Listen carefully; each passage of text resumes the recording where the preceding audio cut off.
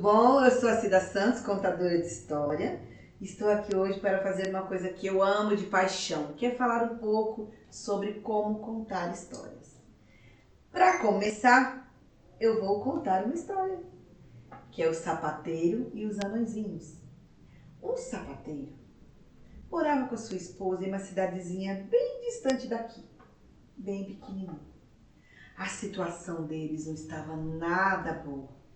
Sua clientela havia desaparecido e ele, pobrezinho, estava inconformado. Não tinha dinheiro para mais nada, nem para comprar couro para fazer novos pares de sapato. O único couro que ele tinha era um pedaço que dava para fazer um único par de sapatos. Naquela noite, o sapateiro e sua esposa, tristes, porque não tinha dinheiro para mais nada, resolveu cortar o único par de sapato que dava para cortar com aquele couro e deixou em cima da sua bancada e foram dormir para no dia seguinte confeccionar os sapatos. Qual foi a sua surpresa? Quando acordaram pela manhã, vocês não vão acreditar, tinha um par de sapatos lindo, maravilhoso, todo costurado. Era o sapato mais belo que o sapateiro tinha visto na vida. Mal colocou na vitrine da loja e estava vendido por um preço que nem ele acreditava. A própria pessoa ofereceu um valor super alto pelo sapato. Com o dinheiro, ele comprou couro para fazer 2 pares de sapatos. Já estava se animando, afinal de contas, agora ele tinha couro para fazer 2 pares de sapatos. À noite, cortou e deixou na bancada. Quando acordou pela manhã, tinha 2 pares de sapatos maravilhosos, lindos. Ele colocou na vitrine. Foi vendido rapidamente. Com o dinheiro, ele comprou couro para 4 pares de sapato. Acredita? 4. Quando foi dormir, ele ouviu um barulhinho, mas ele achou que não era nada. Ele continuou deitado. 2 anõezinhos entravam pela janela, mas eles eram tão pequenininhos, que era quase impossível de enxergá-los. Eles trabalharam a noite inteira confeccionando aqueles 4 pares de sapatos. Quando o sapateiro acordou, estava lá na bancada os sapatos mais belos que existiam. A loja do sapateiro começou a formar filas. Com aqueles 4 pares, ele não comprou 8. Ele comprou couro para fazer muitos pares. A fila era gigantesca. Todo mundo querendo encomendar um sapato novo. O sapateiro cortou os couros, deixou os pares de sapato em cima da bancada. Quando acordou pela manhã, estavam lá, lindos. E assim acontecia todas as noites. E o sapateiro já não era mais tão pobre. A sua vida tinha melhorado e muito mesmo. E ele foi ganhando dinheiro, a clientela foi voltando, a sua vida financeira foi melhorando. Um dia, o sapateiro e a sua esposa pensaram: puxa vida, né? Todos os dias, ao acordar, deparamos com a nossa bancada cheia de sapatos novos. Mas quem costura? Já sei, essa noite passaria a noite acordado para descobrir quem é que faz os meus pares de sapatos. O sapateiro, bem que tentou ficar a noite inteira acordado. A mulher dele também, mas não conseguiu. Acabou dormindo. Na outra noite, o sapateiro disse para a esposa: eu vou ficar acordado esta noite. E ficou. Ele e a esposa ficaram acordados, olhando. Quando era meia-noite, 2 criaturas bem pequenininhas desceram a janela e começaram a trabalhar com uma alegria imensa que saía deles. Eles cantavam e dançavam e festejavam e construíam os sapatos. Quando o sapateiro acordou, estavam lá lindos. E ele olhou e viu aquelas duas criaturas ali e pensou: não é justo. Trabalham tanto e não cobram nada. Vou fazer uma surpresa para eles. Nesta noite não terá sapato para eles costurarem, mas terá sim um par de sapatos novinho para cada um. E a esposa do sapateiro disse: e eu farei as mais belas roupas, já que eles apareciam nus, descalços. Naquele dia, o sapateiro confeccionou não só um par de sapatos, mas vários pares de sapatos, tão pequenininhos, mas tão pequenininhos, e deixou na bancada. A sua esposa fez as roupinhas mais belas para aqueles dois duendes. Quando eles chegaram meia-noite, não havia sapatos para eles costurarem. Não havia nada, mas estava cheia de sapatinhos pequenininhos, roupinhas belas. Vestiram, calçaram seus sapatos, alegres, felizes, pularam pela janela e disseram: bem, esse sapateiro não precisa mais da nossa ajuda, vamos ajudar outros. E assim eles foram e nunca mais voltaram. E a história, eu sei que foi assim. Quem quiser, dê outro fim. Essa história, gente, é da Bia Bedran. É uma história que podemos contar para qualquer idade. Não importa se é de mamando a caducando. É uma história fantástica, tá? Então é sobre isso que nós vamos falar. A importância do universo infantil para a criança dentro da contação de história. A contação de história, ela deve acontecer desde que o bebê está na barriga. Eu falo isso por profissão e por contadora de história. Tenho 3 filhos e eu sempre contei história para os meus filhos, mesmo quando eu estava grávida. E a minha filha adora ouvir história. Mãe, conta essa história para mim. E eu conto. Por quê? Porque eu contar história, ele mexe com a nossa imaginação, com o lúdico, com o faz de conta. É um universo tão rico e tão maravilhoso que não tem como não contar história para uma criança. Desde pequena, antes mesmo de eu saber ler e escrever, eu já ouvia história e, consequentemente, eu já contava histórias. Para vocês terem uma ideia, nordestina como eu sou, de Alagoas, morava no sertão, o que tinha para nós? Contação de história. Não havia televisão, o rádio era pilha, não dava para ficar com ele ligado dia e noite. Senão não ia ter histórias durante o dia para ouvir as novelas de rádio que a minha tia gostava tanto. Nessa época agora, no mês de agosto, que é um mês que eu acho rico por causa das lendas, eu ouvi as lendas do lobisomem, da mula sem cabeça. E olha que tinha gente que jurava que um padre tinha casado com uma moça da comunidade e quando era na época de agosto, via uma mula gigante, grandona, com a cabeça pegando fogo. Na verdade, o pescoço pegando fogo, porque ela não tinha nem cabeça. Tinha perdido. Olha que história maluca. Acredita que eu acreditava nisso? Quando eu escutava o barulho de pé de cavalo andando, eu tinha certeza que era mula sem cabeça. Ninguém saía pra fora de casa, não. E o lobisomem, então? A minha tia, ela jurava que o lobisomem uma vez foi na nossa casa. E acredite, eu também. Eu tinha certeza que ele tinha ido na nossa casa. Tanto é que eu conto essa história para todo mundo. E não adianta dizer para mim que lobisomem não existe. Porque eu acho que existe sim. E as outras lendas que a gente escuta, que são fabulosas, fantásticas, como o Negrinho do Pastoreiro. Gente, o Negrinho do Pastoreiro é uma das lendas mais belas que existe. Quando ele é deixado ali, mais belas e tristes, né? Deixado ali no formigueiro. Mas o final da lenda é fantástico. Ele é levado pela mãe de Jesus embora. É de arrepiar o final dessa lenda. Então o nosso Brasil ele é muito rico em histórias. Muito rico em contos e lendas. Fala sério, quem nunca ouviu falar do gato de botas? É o gato de botas. Pois é, nós também temos o nosso gato de bota. Quem? O Pedro Malazarte.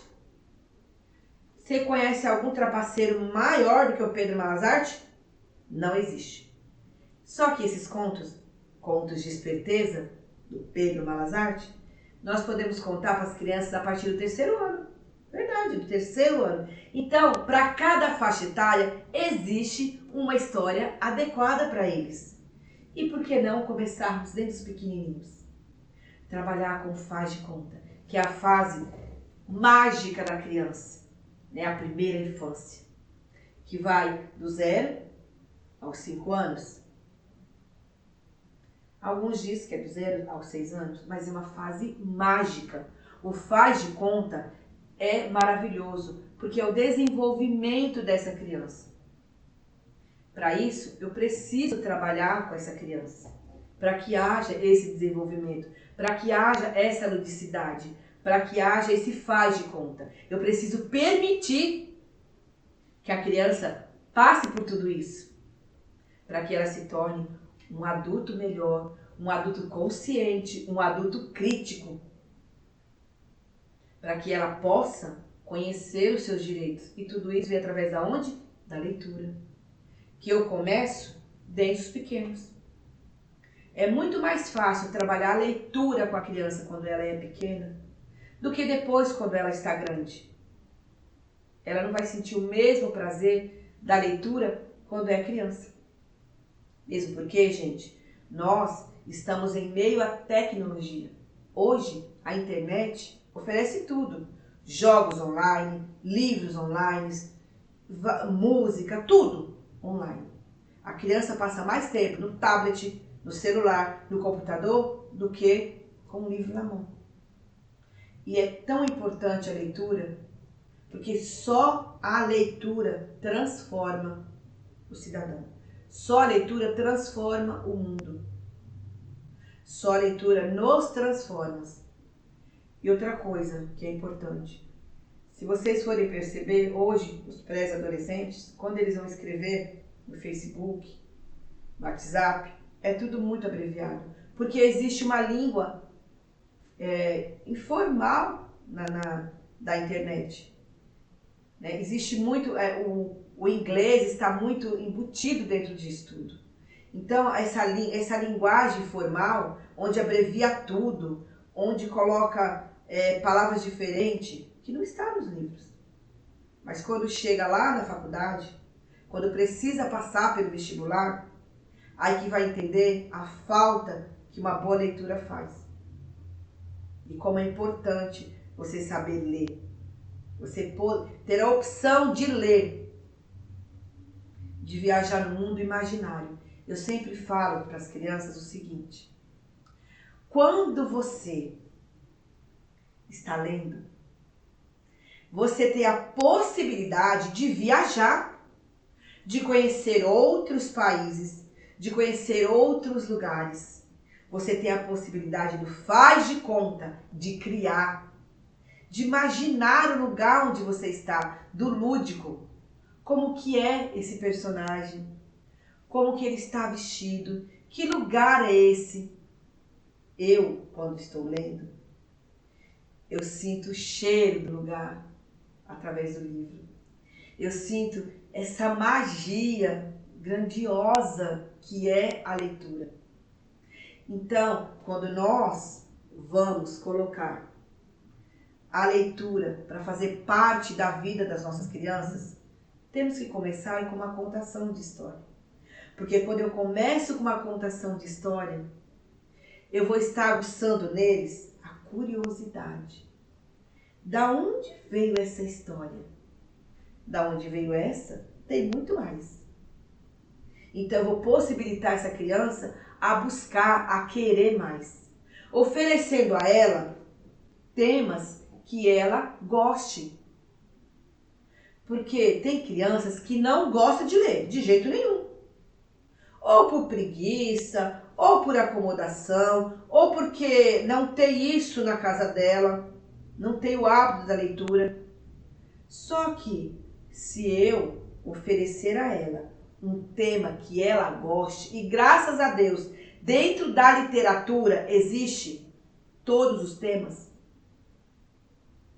eu vou ter possibilidades de oferecer aquilo que ela gosta de ler. Consequentemente, ela vai passar a ler outras coisas. Por exemplo, criança que gosta de futebol. Gente, tem um monte de gibizinho do Pelezinho, da Turma da Mônica. Olha que legal. Tem criança que gosta de jogos. Tem livros de jogos. Eu sei porque a minha filha é fanática por isso. E eu comprei um monte para ela. E ela já leu todos. Ela devora os livros. Hoje ela lê outras coisas. Então existe a possibilidade de eu estar oferecendo. Mas, hoje, é muito mais fácil eu oferecer esses livros do que no passado. No passado, quando eu digo na Idade Média, a contação de história, os contos de fadas que a gente conhece tanto, eles eram criados para educar, mas de uma forma aterrorizante. Os ensinamentos que esses contos de fada traziam eram assustadores. De acordo com Bruno Bettelheim, que é o psicanalista dos contos de fada, eles eram horrorosos. Eles ensinavam através do medo. Não eram os contos após Irmãos Grimm, onde tem o início, o enredo, o conflito e o final feliz. Não. Tinha o início, tinha o conflito e tinha o medo. E o final triste. Como da Chapeuzinho Vermelho, por exemplo, que a maioria de vocês já deve ter escutado. Né? Que é uma história, sim, assustadora. Que fala sobre pedofilia, fala sobre até, alguns defendem que fala até sobre magia negra. Porque comer a avó cozida, beber o sangue da própria avó, sem saber que era avó, com tal lobo, é assustador. Então, o que diziam isso? Você não deve andar sozinha por caminhos escuros. Você não deve ficar sozinha até tarde da noite em algum lugar. Você isso, você aquilo. Mas não explicavam por que não andar sozinha. Quais eram os perigos? Então, criavam-se esses contos assustadores para ensinar as crianças, as moças. Outro conto que é assustador, chama O Açougueiro, é tenebroso. Não faça o que eu faço, é mais ou menos essa a lição. Porque ele era açougueiro e ele matava os porcos na frente dos filhos de 5 e 4 anos.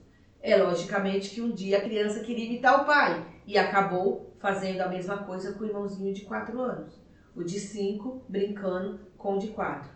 Então era tipo isso, não faça o que eu faço porque é perigoso. Mas eles não ensinavam dessa maneira. Quando os irmãos Grimm apareceu e começou a coletar esses contos de fadas, esses contos incríveis, fabulosos e tão importantes para o desenvolvimento de uma criança, eles colocaram finais felizes.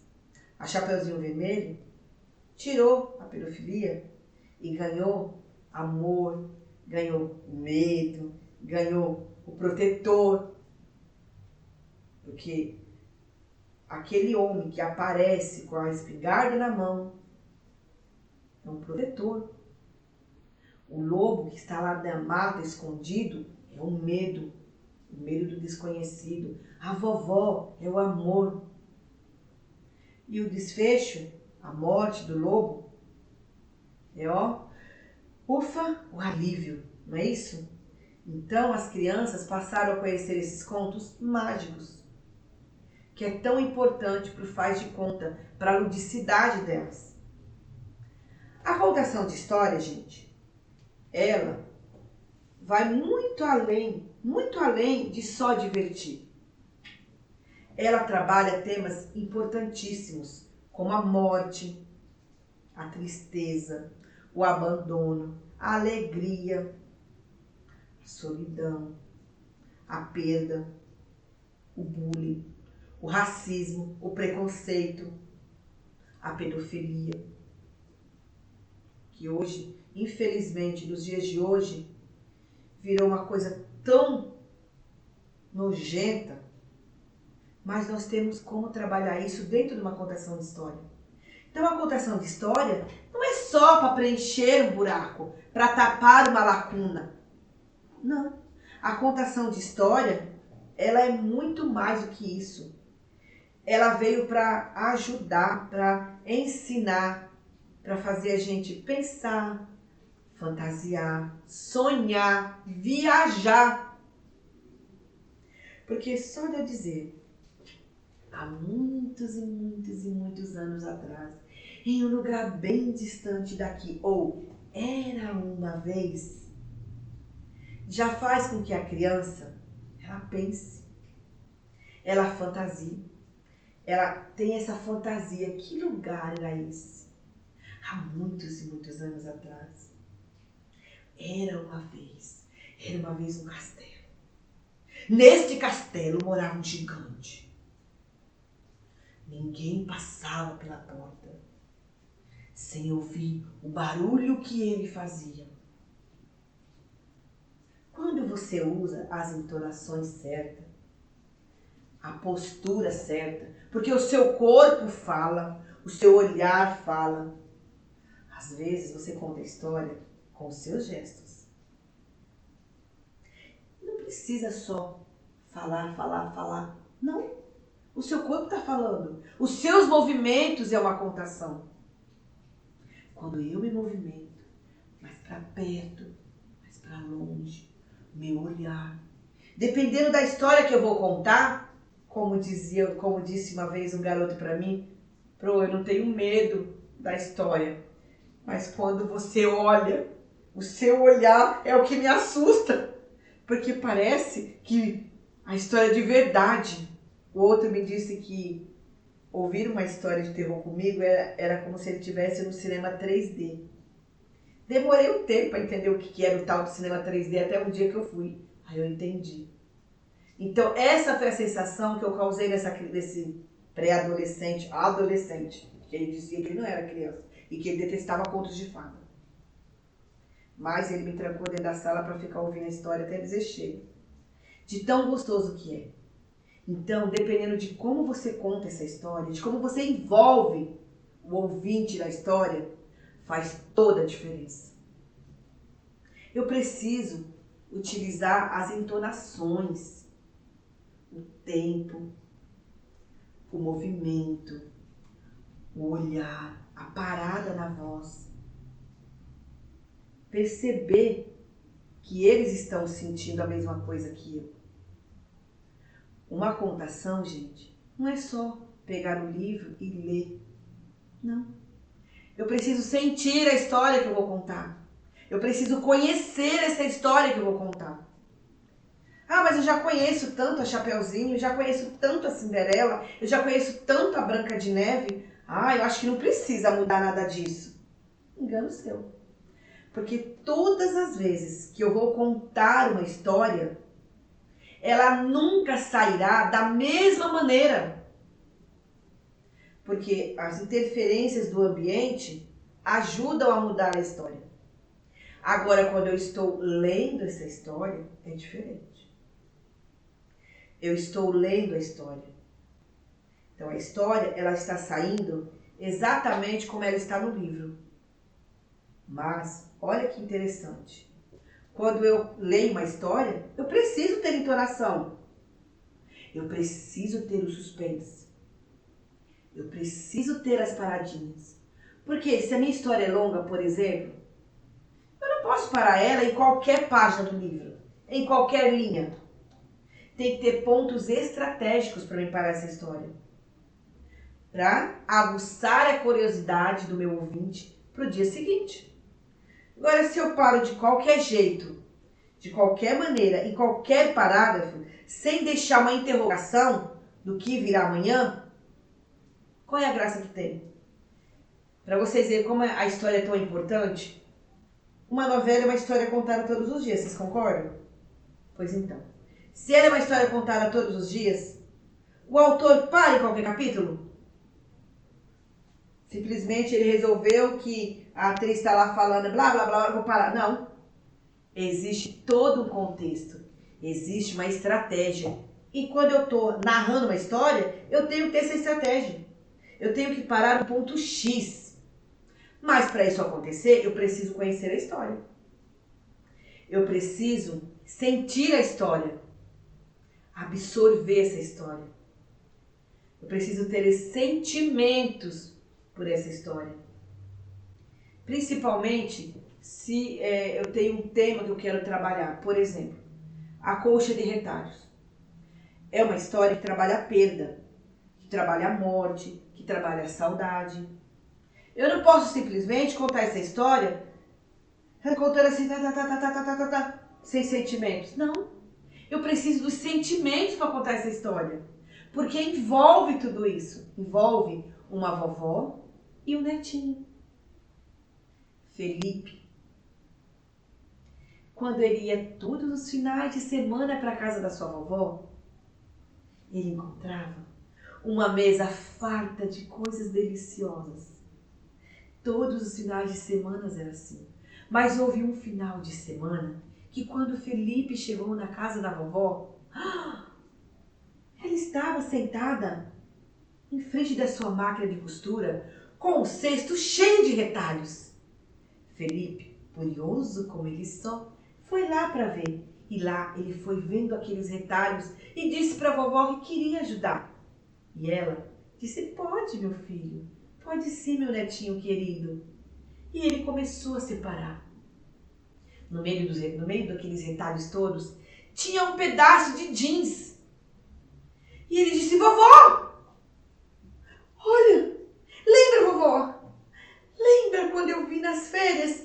Ai, que eu subi no pé de jabuticabeira. Ai, eu caí, rasguei o meu short, ralei meu joelho. E você fez um shorts novinho para mim? Lembro, Felipe. E vem as lembranças. Só que cada retalho daquela história tinha uma lembrança. Até que chegou no retalhinho da avó Maria. Aquela que estava lá no céu, com o vovô João, com o cachorro Apolo. E o enredo dessa história vai acontecendo no meio a muitas emoções. E não dá para contar essa história sem sentir as emoções que acontecem no enredo dessa história, desse conto de Conceito Ribeiro da Costa. É uma história fabulosa. E eu vou estar trabalhando sentimentos. Quando eu trabalho sentimentos, tem como eu trabalhar sentimentos sem não demonstrar nada. Para isso eu preciso sentir. Então, quando eu estou trabalhando uma contação de história, é muito importante eu sentir essa história dentro de mim. Tudo aquilo que vai absorvendo, que eu vou poder passar. Se o meu aluno está passando por um conflito de bullying, eu tenho uma história que eu vou trabalhar o bullying com ele. Mas de uma forma que todas as pessoas, principalmente aquela que está praticando bullying, que ela perceba o que ele está fazendo com o seu colega.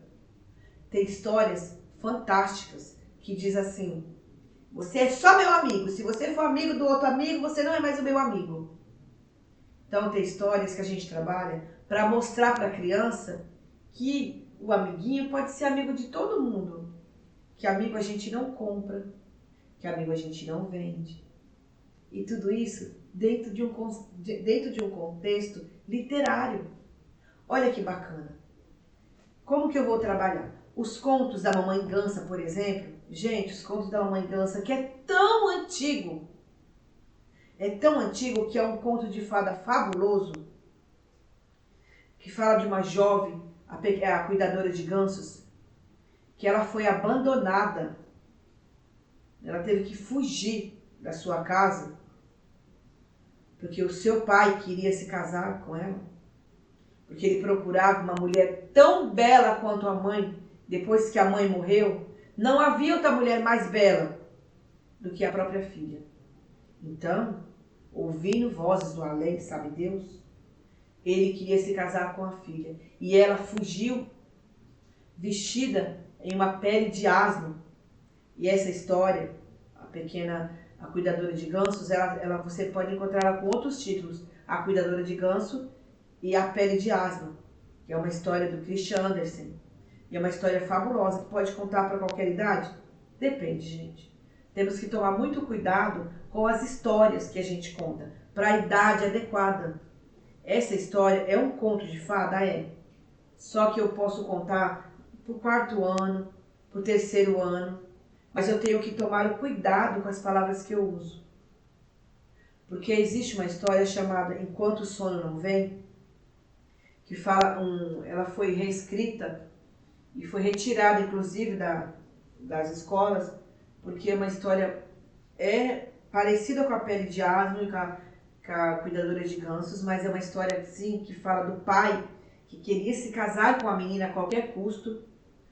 A menina acaba morrendo de fome e de sede, presa em uma torre, porque se recusou a casar com o pai dela. Então é uma história, assim, bem estranha pra gente estar contando. Por que eu tô falando isso?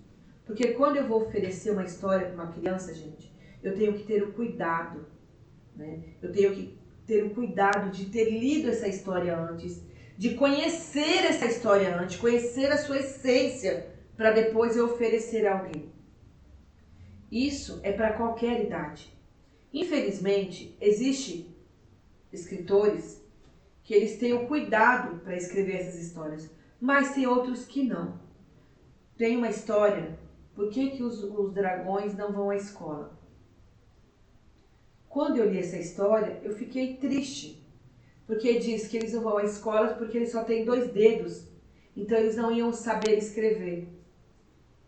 É como se uma pessoa que não tivesse a mão, alguma deficiência, também não deveria ir à escola porque também não ia saber ler. Então olha o cuidado que a gente tem que ter. Uma outra história que eu li, chama Cor da Noite. Eu achei uma história tremendamente preconceituosa.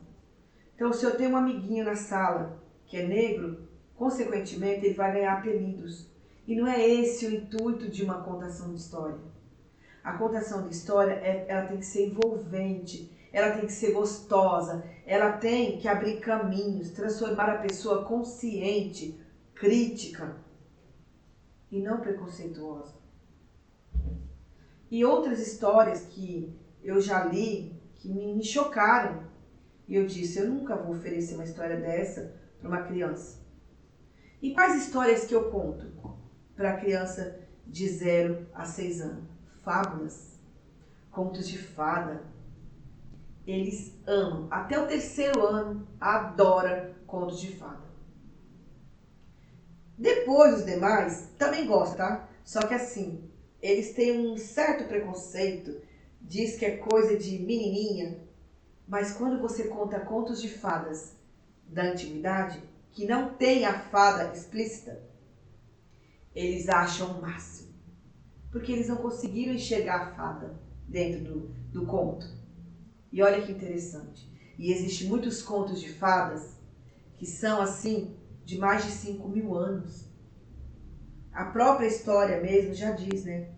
Que os contos de fadas surgiram na China há mais de 5.000 anos.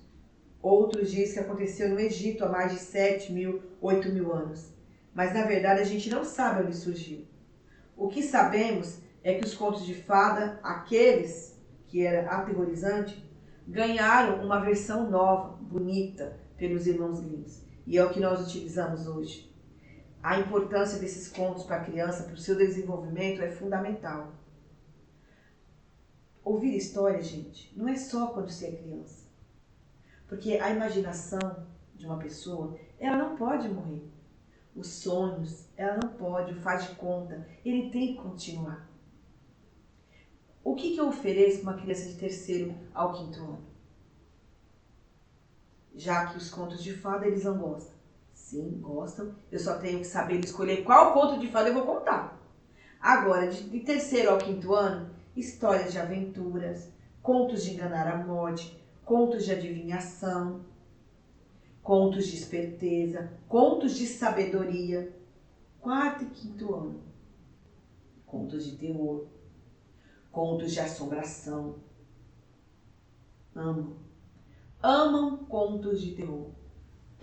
Desculpa, contos de assombração. Eles adoram contos de assombração. Então, o que nós temos que fazer? É ter opções. É ter como levar esses contos. Como que eu conto um conto de assombração? Luiz da Câmara Cascudo é um autor completo. Ele coletava contos do mundo inteiro. contos fabulosos. Regina Machado tem uns contos brilhantes. Ricardo Azevedo, gente, Ricardo Azevedo tem contos fabulosos. Tem contos de enganar a morte, assim como a Ângela Lago também tem contos de enganar a morte. E são diversos os contos que eles gostam. Pedro Malazarte. Pedro Malazarte, os contos de espertezas dele é fabuloso. Contos de adivinhação de Luísa Câmara Cascudo, incrível. Nós temos uma infinidade de coisas para oferecer para as nossas crianças. Uma infinidade de títulos e de autores. Aramis Ribeiro da Costa tem um conto assustador.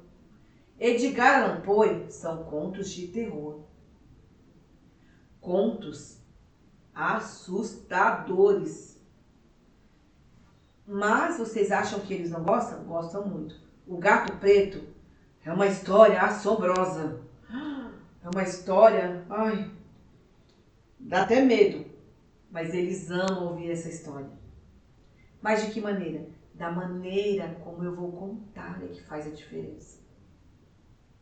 Quando eu conto uma história, é diferente de quando eu narro a história. Quando eu estou narrando essa história através do livro, eu estou lendo essa história, que eu preciso conhecê-la muito bem, para não me perder dentro do texto, eu vou ler ela na íntegra. Quando eu estou na oralidade, contando essa história, ela é minha. Sabe, quem conta um conto aumenta um ponto? Ah, isso é tudo verdade. Porque a história é minha. Eu vou contá-la do meu jeito. Porque eu me apropriei dela. Então eu vou colocar aquilo que eu acho que é interessante na história. Eu vou colocar e vou tirar. Se a história é muito longa, por exemplo, existem histórias que se eu olhar, se eu for ler, eu vou dizer, não vai dar para contar essa história, ela é muito extensa. O que eu faço? Eu a resumo, sem tirar a essência dela, sem tirar o fator principal.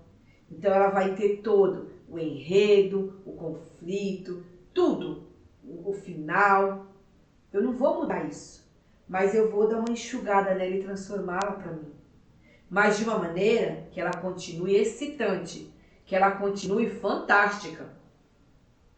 Porque se eu pego uma história e eu a modifico demais, ela perde a essência. E aí não é legal. Tá? Então, aí não é legal. O que eu tenho que fazer? Eu preciso fazer com que essa história ela seja valorizada. Ela tenha os gêneros que eu preciso, que ela tenha o conteúdo que eu preciso, que ela seja encantadora, que ela mexa com a imaginação da criança, que ela mexa com o lúdico dessa criança. Porque quando as crianças ouvem uma história, seja na escola, seja numa praça, seja no parque, seja no evento literário, a primeira coisa que eles fazem, gente, é chegar e contar em casa a história. E com detalhe, riqueza de cada detalhe que eles ouviram. Até mesmo aquela história assustadora. Outra coisa, para me contar uma história, eu preciso estar caracterizada com aquela história que eu vou contar? Não, gente, nem sempre. Eu não preciso colocar vestimentas, porque eu posso até colocar. Mas a minha vestimenta não pode aparecer mais do que a história. Principalmente com os pequenininhos. Outra coisa, quando eu vou contar uma história, o meu ambiente não pode estar muito enfeitado. Criança pequena perde muito rápido o foco. Por isso que na educação infantil, quando eu vou contar uma história, ela não pode ser extensa. Ela precisa ser curtinha. Porque senão, aquilo que eu tenho para passar, se perde. Porque automaticamente eles perdem o foco. E daqui a pouco já nem lembro mais. Então a história tem que ser pequena e envolvente. Outra coisa que é interessante. Eu também posso deixar eles criar a história. Esses livros que só tem imagem, é fantástico. Dá na mão de uma criança que não sabe ler, depois de uma história que você contou, para ver o resultado. Eles criam histórias belíssimas em cima daquelas imagens. Por quê? Eles já se perceberam e eles permitiram ouvir e criar e imaginar. Então, eles vão aprendendo e ter o gosto da leitura, da imaginação e vai que vai. Agora, quando é o terceiro ano, o segundo ano, eu já posso aumentar a minha história. Ela já pode ser um pouquinho mais longa, mas também não muito longa. Se a minha história é longa, é preferível que ela seja narrada. Mas, como eu disse anteriormente, parar sempre num ponto estratégico. Sempre deixando, numa interrogação para o dia seguinte. O que será que vai acontecer? Lembra? A história parou aqui. E depois? Sabe um gostinho de quero mais? É isso. Quando eu estou lendo uma história, tenho que deixar um pouquinho de quero mais. Aguçar a curiosidade dessa criança. Acredite, tem criança que vai procurar o livro na internet para poder ler o final. De tão curioso que ficou. Tem histórias que não vai encontrar. Eu tenho uma história que é um conto da Dinamarca, se eu não me engano. Quem contou foi o meu avô e chama Bismarck. Não tem livro nenhum essa história, tá? Vocês podem procurar, não vai encontrar em livro nenhum. Bismarck. É uma história que fala de uma moça que ela era gigante. A família toda era gigante. Mas o jovem, ele morava aqui no Brasil, lá no Maranhão. Ele era pessoa normal como nós. Ele se perdeu pelo mundo montado no seu cavalo. Ele atravessou um universo diferente. Ele foi para outro mundo, no mundo da imaginação. Quando ele chegou em uma casa que era tão alta, ele estava faminto, muito faminto. E ele queria comer. E ele bate na casa e ele só escuta uma voz. Vai embora, saia daqui, é perigoso. E ele insistiu. Afinal de contas, sua barriga roncava. E muito. Então, ofereceram a ele um ovo. Não era qualquer ovo. Era um ovo gigantesco. Dava para ele comer uns 3 dias. E aí começa todo o seu enredo. Começa toda a sua história. Bismarck, depois de todos os acontecimentos que acontecem com aquele moço que tem o nome de Rodrigo, fica esperando por ele durante 1 ano, até ela ir diminuindo e se tornar uma pessoa normal. Quando em uma manhã, um louro aparece na janela de Rodrigo, que havia esquecido de Bismarck, e ele canta para ele. Anda, carneirinho de ouro, não esqueça do andar. Não faça que nem Rodrigo, que esqueceu de Bismarck. Até que ele consegue lembrar. Só que essa história eu não vou contar. Uma outra vez, quem sabe. Ela é muito linda e ela é fabulosa. Quando eu comecei a trabalhar essa história, as crianças, o meu 5º ano, começou a procurar pela internet, porque eles queriam saber o que tinha acontecido com a Bismarck. Porque eu não contei. Eu deixei a imaginação deles lá, fermentando como uma massa de bolo, uma massa de pão. No outro dia, eles nem me encontraram direito no portão. Já veio aquele monte querendo saber o que tinha acontecido, como que era nova. Eu, que história? Não me lembro de ter contado história nenhuma. Olha que interessante. O que uma história faz? Os pais deles também vieram me questionar como que era essa história que o filho queria saber. Uma contação de história, gente, é isso. Quando eu conto uma história, eu preciso conhecer bem essa história. Eu posso mudá-la, eu posso transformá-la, eu posso reduzir. Mas eu não posso perder a essência dessa história. Aquele miolinho, sabe? Aquela coisa fantástica que faz com que a gente se prenda a essa história. É isso que não pode acontecer. E quando eu vou contar para o terceiro, quarto, quinto, sétimo anos, oitavos anos, a história pode ser a mesma. A maneira de eu contar essa história é que faz toda a diferença. Por exemplo, os pequenininhos. Se eu vou contar uma história que tem um lobo, são fascinados pelo lobo. Mas se eu faço um barulho de lobo feroz, assustador, poxa vida, eu vou causar um trauma nessa criança. Nunca mais ela vai querer ouvir uma história de lobo. Mas eu vou contar uma história de bruxa. Quem me conhece já viu a bruxa salabrosa no Salão do Livro. E ela é uma bruxa horrorosa. Assustadora. Imagina eu aparecer com uma bruxa daquela no maternal, no prezinho. Eu vou ser processada, porque ela é assustadora.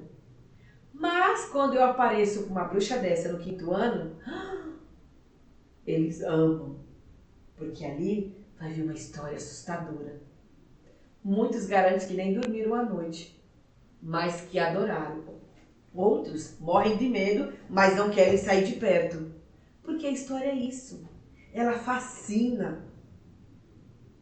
Ela fascina.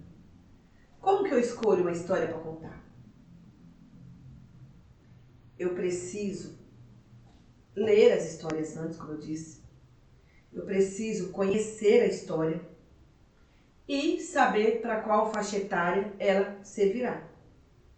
Mas foi sempre assim? Não. Antigamente, os livros no Brasil nem existiam. O primeiro livro didático que surgiu foi do Monteiro Lobato, As Reinações de Narizinho. Depois de muito tempo é que ele se tornou um livro para criança, de literatura infantil. Hoje, as histórias são bem diferentes. Olha que interessante. Maria José do Pré, Olavo Bilac. As histórias que eles contavam, a Mina de Ouro, Cachorrinho Samba na Floresta, A Montanha Encantada. Essas histórias têm toda uma aventura. Todo mundo já leu uma história dessa. Tem toda uma aventura. Só que quando as crianças daquelas histórias estão correndo perigo, um adulto vem e as resgata. Resolve o conflito. Nas histórias de Monteiro Lobato, não, gente. Nas histórias de Monteiro Lobato, o protagonista, ou os protagonistas, são as próprias crianças. E a Emília é aquela bonequinha. Não é um adulto que vem resolver o conflito. É as crianças do sítio que resolvem. Então, a literatura infantil, antes e depois de Monteiro Lobato, teve uma grande, mas uma grande evolução. Antes, o adulto, dentro dos contextos, ele resolvia os conflitos. Depois de Monteiro Lobato, as crianças. Tem uma história de Monteiro Lobato que chama Assembleia na Mata, onde uma onça pintada estava aterrorizando os sitiantes. Todos tentaram capturar a onça, mas ninguém conseguia. Porque a onça era astuta, muito astuta. Mas quem entrou na história? A boneca Emília, o Visconde de Sabugosa, Narizinho, Pedrinho tiveram um grande desfecho para pegar a tal onça. A onça sabia que com os adultos conseguia enganar, mas as crianças não. O que a onça fez? Fez uma assembleia na mata, reuniu todos os animais, dizendo assim, que agora eles corriam perigo, porque as crianças do sítio estavam atrás da onça. E com certeza, se pegassem a onça, é claro, logo, logo pegariam os outros animais. Mas na verdade, eles só queriam capturar a onça. Não para matá-la, mas para tirar dali, para que ela fosse para outro lugar. Foi o que eles fizeram. Então, olha só, quando a turma do sítio descobriu que a onça havia sido pega, nem imaginaram que quem tinha feito isso eram as crianças. Então, as histórias, Maria José do Pré e Monteiro Lobato, teve essa separação, o antes e o depois. Tá? As As crianças, elas utilizam situações vividas em cada história para compreender o mundo à sua volta. Como eu estava falando anteriormente. Nós não podemos fechar os olhos quando está acontecendo uma situação com uma criança. Simplesmente não é da minha conta, não é meu problema. Não, gente. Eu posso utilizar uma contação de história, um livro de literatura, para trabalhar esse problema. Porque nós, adultos, precisamos nos permitir entender uma criança. Às vezes ela está passando por conflitos que para nós é banal. O meu amigo mudou de cidade. O meu amigo foi para outra cidade. A criança pequena, ela não consegue lidar com esse sentimento. Para ela é muito constrangedor a separação, o afastamento. Porque ela é o meu e meu. Ou até mesmo, eu tive um aluno que ele era adotado e ele não aceitava ser adotado. Ele não é que assim, ele não aceitava que ele tinha sido adotado pela tia. Por que que a mãe o tinha rejeitado, dado para a tia? Ele não conseguia compreender isso. E ele era agressivo, ele era muito agressivo. Até que um dia eu trabalhei uma história, né, de Emily Curtis. Conta de novo a história da noite em que eu nasci. É a história de uma menina que foi adotada, só que ela nasceu do outro lado do país. A mãe e o pai adotivos atravessaram o país à noite, pegaram o avião, atravessaram para chegar até a maternidade e trazer a menininha para eles. Então ela falava: conta, mamãe, conta de novo a história da noite em que eu nasci. E eu comecei a trabalhar essa história e outras histórias para que essa criança, esse menino, entendesse o porquê que tinha acontecido isso com ele. E é claro que depois, no contexto da vida pessoal dele, era muito triste. A mãe era usuária, andava no pontilhão, né? Então, assim, era muito complicado. Tá? E ele entendeu. Tanto é que depois de várias histórias que nós trabalhamos, no final teve um projeto e ele desenhou a mãe adotiva, a mãe biológica, ele no meio, com a mão dada para as duas. E ele disse: professora, agora eu entendo o que a história me falou. Então aquela agressividade dele, através da contação de história, foi a maneira que eu encontrei de trabalhar. Olha como é importante, gente, trabalhar uma história. Então as situações vividas, o cotidiano deles, a gente trabalha. O racismo, o preconceito, sabe?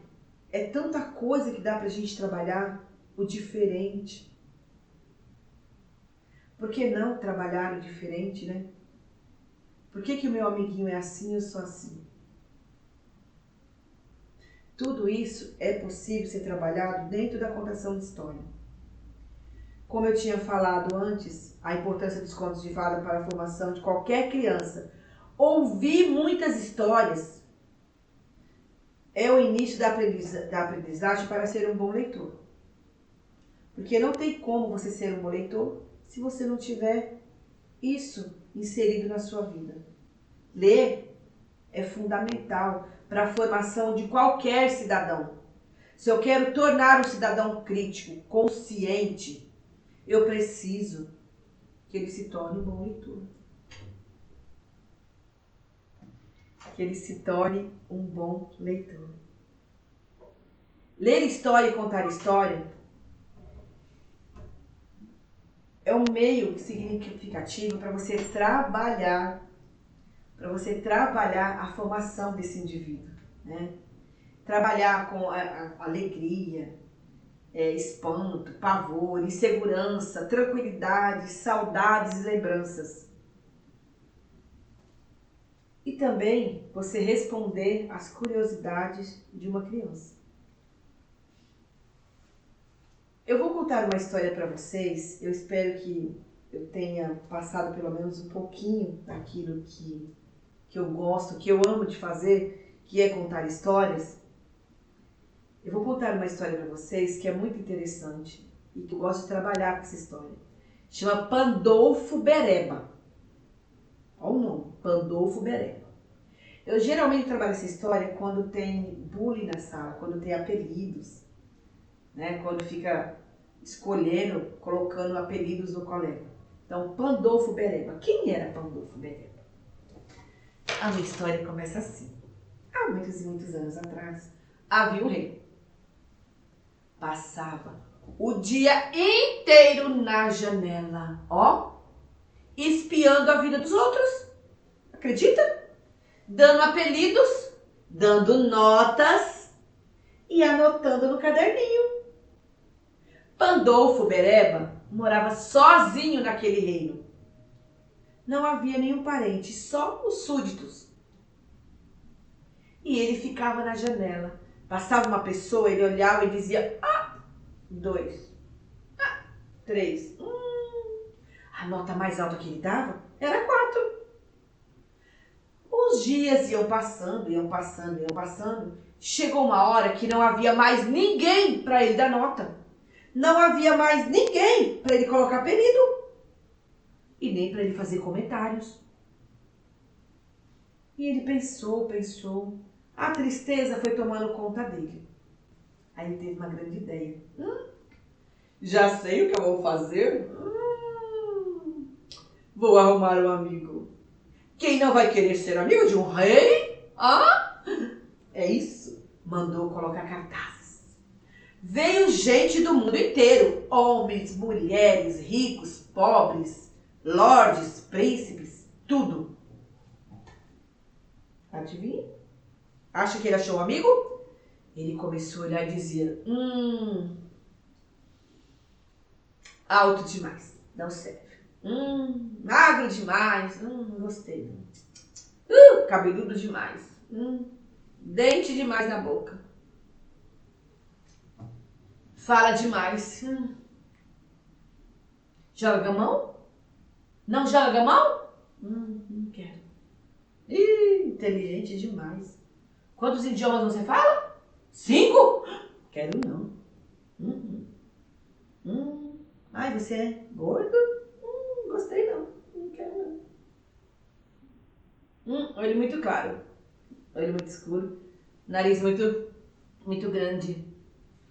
Boca muito pequena.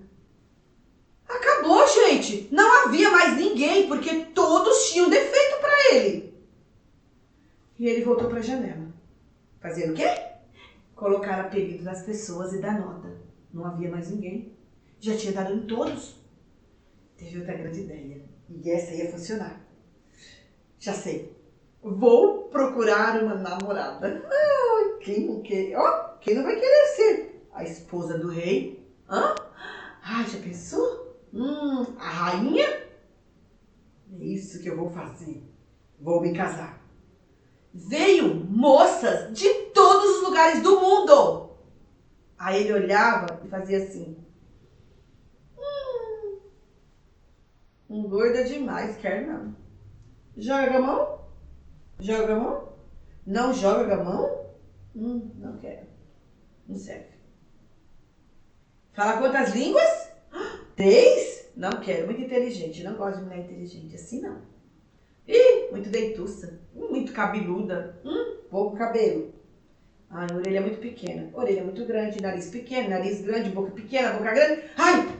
Ufa. Nenhuma mulher serve pra mim. Ficou sozinho. Voltou pra janela. E já estava muito deprimido. Não tomava banho. Não fazia barba. Não trocava de roupa. Um dia, ele estava na janela e ele viu uma borboleta amarela. Pensou, já que eu não tenho amigos e nem esposa, eu vou captar essa borboleta pra mim. Saiu correndo atrás da borboleta. E a borboleta voou. E saiu voando para fora do palácio. Para fora dos jardins do palácio. Quando Pandolfo Bereba se deu conta, ele estava outras terras? Ele conseguiu ver a beleza que tinha aquele lugar. Camponeses trabalhando nas roças. O perfume das frutas maduras no pé. Cheiro da maçã, cheiro da manga, cheiro do morango. E ele foi andando, chegou numa feira, numa barraca, lotada de maçã, vermelha, bem vermelha, como a maçã da Branca de Neve, suculenta. Ele, com tanta fome, catou a maçã e mordeu. Que delícia! Começou a saborear aquela maçã. Que delícia, docinha, perfumosa. O dono da barraca deu uma olhada e disse: "Você vai pagar, né?" "Claro que não, eu sou o rei. Eu sou o rei Pandolfo Bereba. Sei, se o senhor é o rei vestido desse jeito, eu sou a rainha da Inglaterra. Tô falando que eu sou o rei." Catou outra maçã e começou. Foi comendo devagar, sentindo cada sabor, cada delicadeza da maciez daquela maçã. O homem queria receber. Ele dizia que era o rei e disse: "Eu não vou pagar porque eu sou o rei Pandolfo Bereba." "Ah, é? Pega, ladrão!" Saiu correndo atrás do rei. E ele corria desesperado, ele não sabia para onde ia. Ele corria. Quanto mais ele corria, mais o povo veio atrás dele. E gritava: "Pega, ladrão! Pega, ladrão!" Aí ele, apavorado, não sabia para onde ir. Uma rua sem saída. Embocou naquele beco. Mas lá na frente tinha uma moça alta, que a hora que ele passou, ela grudou na camisa do pijama fedorento dele e puxou ele para dentro da casa e fechou a porta. A multidão começou a procurar, mas ninguém o encontrava. Ele, soberbo do jeito que era, disse: "Me dá um copo com água." Ela olhou, tá bom. Foi lá, pegou um copo de alumínio, encheu com uma água de moringa, bem fresquinha, e deu na mão dele. "Não bebo água em copo de alumínio. Não percebeu que eu sou um rei? Eu só bebo água em copo de cristal." Vai ficar sem beber água. "Estou com fome." Está com fome? Tá bom. Vamos ali fazer. Eu sou o rei, eu não faço. Vai ficar sem comer. Tudo que ele falava, ela retrucava. Tudo que ele dizia, ela... E ele foi se acostumando. Foi ficando 1 dia, 2 dias naquela casa. E disse: "Você sabe jogar gamão?" Ela disse: "Claro que eu sei jogar gamão. Eu sou a melhor jogadora de gamão." "Duvido." Começaram a jogar gamão. Ela ganhava, ora ela perdia, ora eles brigavam, ora eles sorriam. E foi. Até que uma hora, ele olhou para aquela moça e disse: "Engraçado, eu não lhe dei uma nota ainda. Mas para você, eu dou 10. "Nota? Você está me dando uma nota?" "Ai, mas você é fabulosa. Como você chama?" "Ludovica." Eu sou o Pandolfo Bereba." "Eu sei, Bereba." Ela tinha o nariz grande demais, ela era alta demais, magra demais, cabeluda demais, dentuça demais. Tudo aquilo, o que ele não gostava em olhar nas pessoas, ela tinha de sobra. Mas ela era a mulher com quem ele escolheu para ficar o resto da vida. Casaram-se. Brigar? Brigavam. Mas ficavam juntos. Se foram felizes para sempre? Eu não sei. Mas eu sei que a história entrou por uma porta e saiu pela janela. Quem não souber contar outra história vai ficar banguela. Muito obrigada. Foi um prazer imenso falar um pouquinho do meu trabalho, do que eu gosto de fazer e de como as histórias, ela nos enriquece, ela nos contagia, nos diverte e nos torna seres bem melhores. Obrigada.